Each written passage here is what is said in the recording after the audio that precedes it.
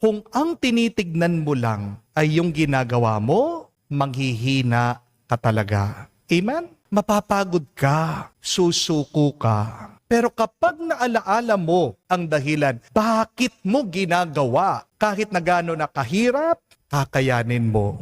Pagtsatsagaan mo at lalaban ka. Kahit na ilang oras ka magtrabaho, kahit na pawisan ka sa pagluluto, paglilinis, pag-aalaga ng iyong pamilya, kahit wala ka ng social life, kahit na masakit na ang iyong katawan, papasok ka pa rin sa iyong trabaho. Kahit na dudurog ang iyong puso, pero patuloy ka pa rin sa pagmamahal at sa paglilingkod. Kakayanin mo ang lahat.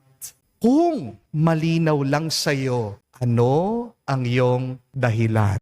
A man who has a why can bear almost anyhow.